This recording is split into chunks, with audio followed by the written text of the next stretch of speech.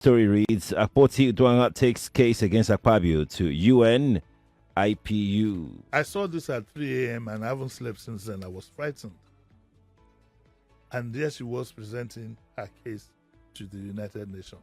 This thing has now been expanded. It has now become a national problem. Guess what? She gave her story, which was true, that she complained about sexual harassment in return. This was what she got. Okay? Nigeria has to be very, very careful. Let us hope that Miranda doesn't see the need to follow suit. Because the question I want to ask you is, if Miranda, the erstwhile speaker in Lagos, had she been a man, would she have been treated in that same way?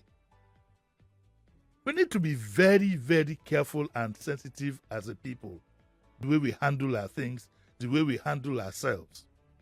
And we need to understand that it's not about what you perceive of people, it is the issue on ground.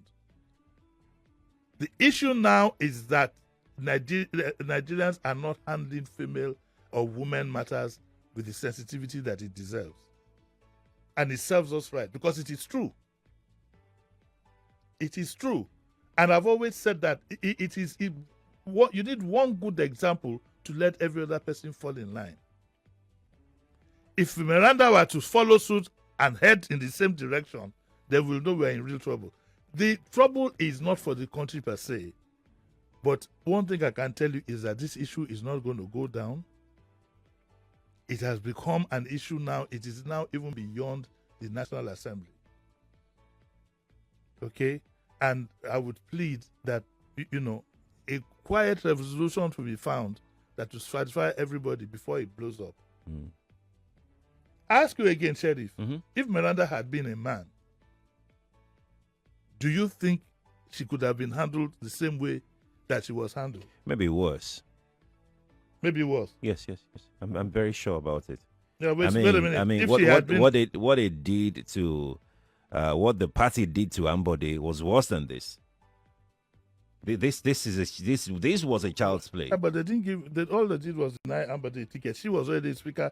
They pushed her to the wall to resign. They didn't just deny him; they humiliated him. That was a humiliation of a sitting governor. So you don't think because Miranda was a woman? No, not at all. It's just how the party operates. Well, that's your interpretation. Yes. I own that interpretation. Well, yes. Because of this, and so that we know we are brothers, twin brothers, I'll align with you. But the world might not see it that way. That would be a coincidence. You see, perception is the most dangerous thing. Especially because it's now happening almost at the same time. Yes. Perception is very dangerous. It's worse than reality. Because perception can grow various, it's like an octopus. It can grow various hands.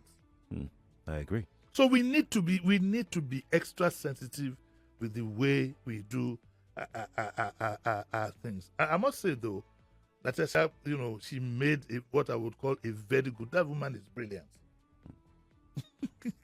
She made a very brilliant submission, and I do feel sorry for Akabio, because one day he won't be Senate President, and I want to see which part of the world he wants to go for as much as a holiday. Do you think for the very first time in a long while, I haven't witnessed, that's why I'm using the word very carefully, in a long while, we would see a senator being recalled by a constituent? It could be worse than that. It could, if this issue is not handled properly, especially for the Senate President, it could be worse than that. It could end up being worse than that even for him. So that by the time he even wants to withdraw, he would probably just walk out himself. Gender issues, like religious issues, are very sensitive in the world. That's why I like the first sentence she said. She said, I'm not doing this to ridicule my country. Because I felt so small as a Nigerian when she said what she did.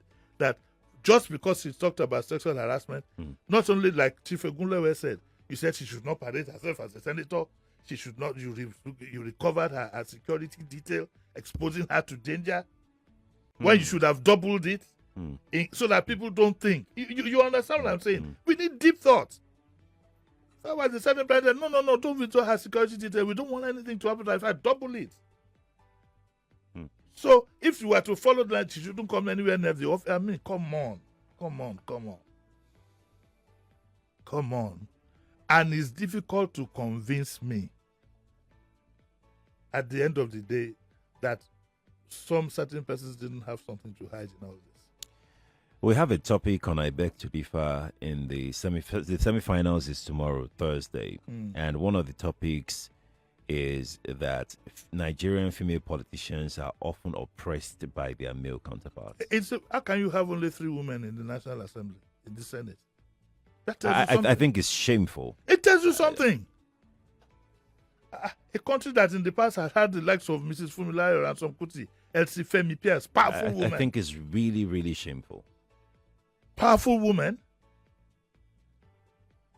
Look at the other day we had a female senator of note going almost into fisticuffs with a member. Yep. We all saw that. And let's be honest, in our daily life, thank God my mother taught me very early that women must be respected. I had been taught very early.